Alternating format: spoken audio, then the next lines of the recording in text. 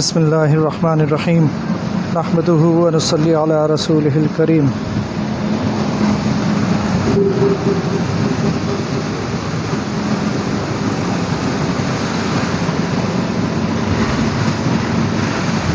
بسم اللہ الرحمن الرحیم نحمدہ ونصلی علی رسولہ الکریم اما بعد۔ نبی کریم صلی اللہ علیہ وسلم کا ارشاد ہے الخلق عیال اللہ فاحب الخلق الی اللہ من احسن الی عیالہ۔ اس کا مفہوم ہے کہ تمام مخلوق جو ہے وہ اللہ تعالیٰ کی عیال ہے، اور اللہ تعالیٰ کو سب سے زیادہ پسندیدہ اپنی مخلوق میں سے وہ ہے جو اللہ سبحانہ و تعالیٰ کی عیال کے لیے اچھا ہو، ان کے ساتھ اچھی طرح پیش آئے۔ یہ ایک ایسی حدیث ہے جس کے مفہوم سے ہمیں بہت ساری احادیث اس مفہوم کو سمجھانے میں مددگار ثابت ہوتی ہیں، خصوصاً وہ احادیث جن کا تعلق خدمت خلق سے ہے، اللہ تعالیٰ کی مخلوق کے ساتھ اچھی طرح پیش آنے سے ہے، حسن اخلاق سے ہے، نبی کریم صلی اللہ علیہ وسلم کے اخلاق سے ہے۔ کیونکہ یہ ایک بہت ہی جامع حدیث ہے جس میں اللہ تعالیٰ نے ہمیں، یا نبی کریم صلی اللہ علیہ وسلم نے ہمیں یہ سمجھایا ہے کہ اللہ تعالیٰ کو سب سے زیادہ پسندیدہ وہ ہے جو ان کی مخلوق کے ساتھ اچھی طرح پیش آئے۔ تو اب جہاں بہت ساری احادیث اس کا مفہوم سمجھانے مددگار ہیں، وہاں انہی میں سے ایک حدیث ہے جس میں 3 چیزیں بتائی گئی ہیں، اور وہ 3 چیزیں ایسی ہیں جو ہماری سمجھ میں ذرا مشکل سے آتی ہیں۔ وہ حدیث یہ ہے کہ صدقے سے مال کم نہیں ہوتا، درگزر کرنے سے اور معاف کرنے سے اللہ تعالیٰ بندے کی عزت میں اضافہ فرماتا ہے، اور جو کوئی اللہ کی خاطر تواضع اختیار کرتا ہے تو اللہ اس کو رفعت عطا فرماتا ہے۔ تو اس میں 3 چیزیں جو نبی کریم صلی اللہ علیہ وسلم نے فرمائی، ان میں سب سے پہلی چیز یہ ہے کہ صدقہ کرنے سے مال کم نہیں ہوتا۔ اور عام طور پر ہم صدقہ اسی لیے نہیں کرتے کہ ہمیں اس بات کا یقین ہوتا ہے کہ مال کم ہو جائے گا، میں کیسے دوں، میرے پاس اتنے پیسے ہیں، اس میں سے اتنے دے دوں گا، اتنے رہ جائیں گے، 1000 روپے ہیں، 100 دے دیے تو 900 رہ جائیں گے۔ لیکن اگر نبی کریم صلی اللہ علیہ وسلم سے سچی محبت ہے تو ہمارا ایمان کیا ہونا چاہیے؟ کم از کم ہمارا ایمان یہ ہونا چاہیے کہ اگر 1000 روپے ہیں تو 1000 ہی رہیں گے، اگر میں نے 100 دے دیے تو 1000 سے کم نہیں ہوں گے، کیونکہ نبی صلی اللہ علیہ وسلم نے جب کہہ دیا تو کہہ دیا کہ مال دینے سے یا صدقہ کرنے سے مال کم نہیں ہوتا۔ اور اس سے بڑھ کر یہ ہونا چاہیے کہ ہمیں اس بات کی سمجھ آنا چاہیے، کیونکہ دوسری احادیث سے یہ بھی سمجھ آتا ہے کہ مال میں اضافہ ہوتا ہے۔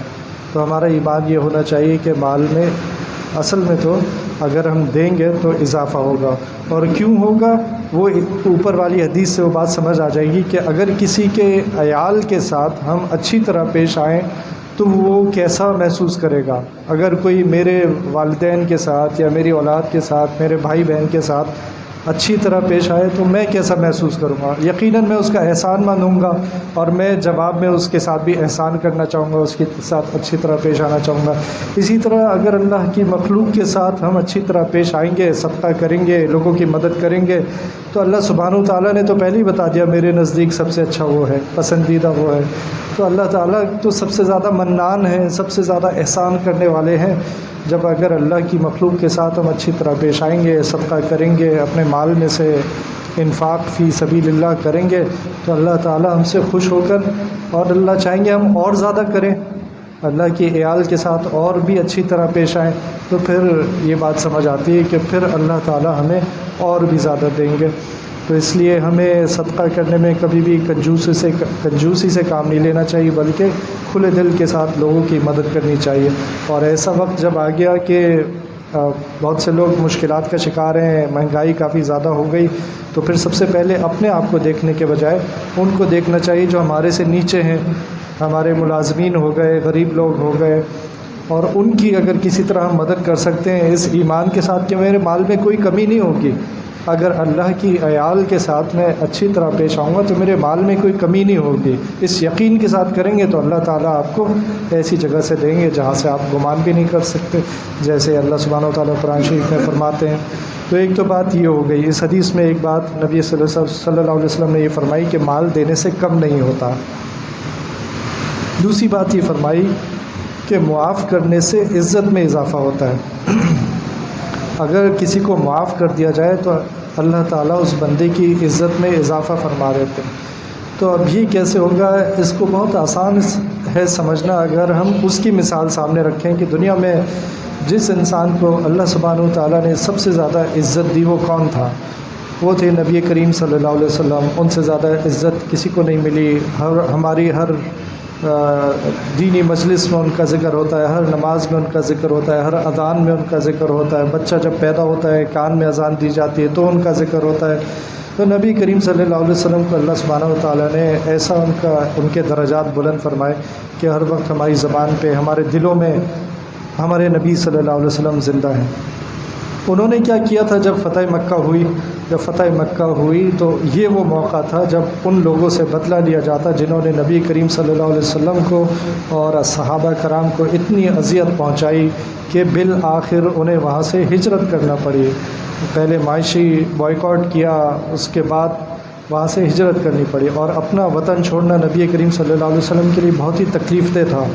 اور صحابہ کرام اور سب نے اپنے کاروبار، اپنے یہاں تک کہ کچھ کو اپنے خاندان بھی چھوڑنے پڑے، لیکن تو ایسے ظلم ان کے اوپر کیے گئے۔ حضرت بلال پر رضی اللہ عنہ، ان پر کیسے ظلم کیے گئے۔ تو لیکن جب واپس آئے اور فتح مکہ ہو گئی، اس وقت نبی کریم صلی اللہ علیہ وسلم کا کیا عمل تھا؟ کچھ صحابہ کی زبان سے یا ایک آدھ صحابی کی زبان سے نکل گیا کہ آج انتقام کا دن ہے، لیکن نبی کریم صلی اللہ علیہ وسلم نے کیا فرمایا؟ یوم المرحمہ، کہ آج رحم کرنے کا دن ہے۔ اور گردن جھکی ہوئی تھی، آنکھیں بھی نیچے تھیں۔ تو ایسے موقع پر جب فتح ہو چکی تھی اور بالآخر وہ مشن مکمل ہو گیا تھا اور واپس اپنے ملک میں آ گئے، ان لوگوں کے پاس آ گئے جن سے کوئی عام آدمی ہوتا تو وہ انتقام لیے بغیر نہیں چھوڑتا۔ اس وقت نبی کریم صلی اللہ علیہ وسلم نے ان سب کو معاف فرما دیا، اپنے بدترین دشمنوں کو بھی معاف فرما دیا۔ تو ہمیں ان کی زندگی سے سیکھنا چاہیے، اور اللہ رب العزت نے ان کا کیسا مقام بلند فرمایا۔ اور ہم ویسے بھی دیکھیں، اگر کہ عام زندگی میں اگر دیکھیں تو جو آدمی معاف کرتا ہے اسی کو ہم بڑا سمجھتے ہیں، جو معاف نہیں کرتا اس کو بڑا نہیں سمجھتے۔ تو اس میں تو ہو سکتا ہے تکبر ہو جس کی وجہ سے وہ معاف نہیں کر رہا ہو رہا، خود اپنے آپ کو بڑا سمجھتا ہو، لیکن معافی والی صفت ہمیشہ بڑوں کی ہوتی ہے۔ اور یہ ایک ایسی صفت ہے جو اللہ سبحانہ و تعالیٰ کی صفات میں سے اعلیٰ ترین ایک صفت ہے، معاف کرنے والی، کیونکہ اللہ سبحانہ و تعالیٰ اتنا معاف کرتے ہیں کہ ہم سوچ بھی نہیں سکتے کہ تم چاہے کتنے بھی گناہ کرو، چاہے تمہارے گناہ آسمان تک پہنچ جائیں تو میں تمہیں معاف کر دوں گا۔ اور جگہ جگہ قرآن شریف میں اور اسی طرح اپنا تعارف بھی الرحمن الرحیم سے فرمایا، الحمدللہ رب العالمین الرحمن الرحیم۔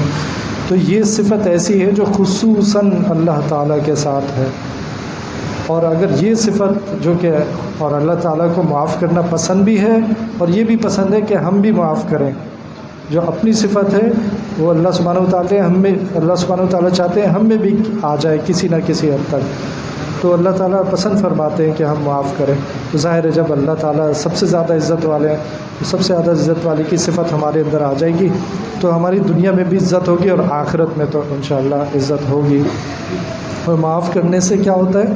یہ اللہ تعالیٰ کی عیال جو ہے، جو شروع میں حدیث میں نے ذکر کی، اللہ تعالیٰ کی عیال کے آپس میں اختلافات ختم ہوتے ہیں، اور کون چاہے گا کہ اس کے عیال میں سے لوگوں میں آپس میں اختلافات ہوں؟ کوئی بھی نہیں چاہے گا، اللہ سبحانہ و تعالیٰ تو بالکل ہی نہیں چاہیں گے۔ تو جب لوگ ایک دوسرے کو معاف کریں گے تو ایک دوسرے سے لڑائی جھگڑے بھی ختم ہو جائیں گے۔ تیسری بات جو اس حدیث میں نبی کریم صلی اللہ علیہ وسلم نے فرمائی کہ وہ جو اللہ کی خاطر تواضع اختیار کرتا ہے تو اللہ اس کو بلندی عطا فرماتا ہے۔ تو یہ تواضع ہوتی کیا چیز ہے؟ تواضع اس کو کہتے ہیں کہ انسان اپنے آپ کو چھوٹا سمجھے، حقیر سمجھے، عاجز سمجھے۔ تو وہ کون ہوگا جو اپنے آپ کو چھوٹا سمجھے گا، حقیر سمجھے گا، عاجز سمجھے گا؟ سب سے پہلے وہ انسان ہوگا جو اللہ تعالیٰ کے حکم کے سامنے سر کو جھکا دے، اور جو نہیں جھکائے گا وہ اس کا مطلب ہے اپنے آپ کو بڑا سمجھتا ہے، وہ چھوٹا نہیں سمجھتا، وہ اپنے آپ کو عاجز نہیں سمجھتا۔ تو عاجز ہونے کی اور تواضع ہونے کی سب سے بڑی نشانی یہ ہے کہ اللہ تعالیٰ کے حکم کے سامنے اپنے سر کو جھکا دے، اور اسی کو اسلام بھی اسی کو کہتے ہیں کہ اللہ تعالیٰ کے حکم کے آگے اپنے سر کو جھکا دینا۔ اور دوسری اس کے اندر صفت کیا ہوگی؟ دوسری صفت اس کے اندر یہ ہوگی کہ وہ اللہ تعالیٰ کی مخلوق سے محبت کرتا ہوگا۔ آپ کو پتہ ہوگا ایک حدیث میں آتا ہے کہ ایک گناہ گار عورت تھی، بہت ہی گناہ گار عورت تھی، لیکن اس کی مغفرت کس وجہ سے ہو گئی کہ اس نے اللہ تعالیٰ کی ایک مخلوق، اور وہ مخلوق بھی کیسی مخلوق؟ کتے کو، جو کہ پیاس سے مرنے والا ہو رہا تھا، اس کتے کو کنویں میں سے پانی نکال کے پلا دیا۔ اس ایک نیکی کی وجہ سے اس بندی کی، اس گناہ گار بندی کی اللہ تعالیٰ نے مغفرت فرما دی۔ تو یہ جو لوگ ہوں گے جو تواضع اختیار کریں گے، جب وہ تواضع اختیار کریں گے، اس کا مطلب ہے وہ اپنے آپ کو چھوٹا سمجھیں گے تو دوسروں کو بڑا سمجھیں گے، اور بڑا اللہ تعالیٰ کی مخلوق کو تو وہ بہت ہی زیادہ چاہیں گے کہ اللہ تعالیٰ اس سے راضی ہوتے ہیں کہ ان کی عیال کا خیال کیا جائے، وہ خوش ہوتے ہیں، تو پھر میں ان کی عیال کی جتنی خدمت کروں گا میں، تو پھر وہ اللہ تعالیٰ کی مخلوق کی خدمت میں بھی آگے سے آگے ہوں گے۔ تو یہ تواضع ہونے کی ایک نشانی یہ ہو گئی کہ مخلوق کی خدمت کریں گے۔ اور تواضع کی ایک بڑی نشانی ہے جو میں کہہ رہا ہوں نا کہ انسان اپنے آپ کو جب چھوٹا سمجھے گا تبھی تواضع آئے گی۔ تو جب آدمی سب سے چھوٹا ہو جاتا ہے نا، سب سے حقیر ہو جاتا ہے، وہ کون سا مقام ہوتا ہے؟ وہ مقام اس وقت آتا ہے جب انسان سجدہ کرتا ہے۔ سب سے زیادہ اگر اپنے آپ کو ویسے دیکھیں، کسی انسان کو بھی جو کہ جائز نہیں سجدہ کرنا، لیکن اگر کسی انسان کے آگے سب سے حقیر ہو سکتا ہے تو وہ صورت میں جب اس کو سجدہ کر لے، وہ تو جائز نہیں ہے۔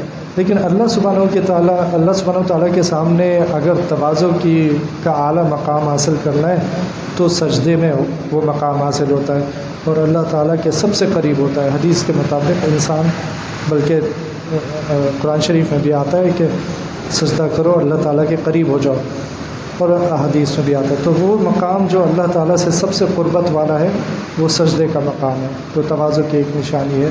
تواضع کی ضد کیا ہے؟ تواضع کی الٹ کیا ہے؟ وہ ہے کبر۔ انسان اپنے آپ کو بڑا سمجھے، انسان کے اندر تکبر ہوئے۔ تو اگر کسی کے اندر تکبر ہے، اور اکثر لوگوں کو پتہ بھی نہیں ہوتا کہ ان کے اندر تکبر ہے، تو وہ یہ دیکھیں کہ وہ اپنے چھوٹوں کے ساتھ کس طرح پیش آتے ہیں، جن کے اوپر ان کا حکم چلتا ہے، بچے ہو گئے، ملازمین ہو گئے، بیوی ہو گئی، ان کے ساتھ کس طرح پیش آتے۔ اگر ان کے ساتھ ان کا رویہ ایسا ہے، ظالمانہ ہے، تکبرانہ ہے، تو یہ پھر سب سے بڑی نشانی ہے کہ ان کے اندر تکبر ہے۔ اللہ تعالی ہم سب کو یہ تینوں صفات حاصل کرنے کی توفیق عطا فرما۔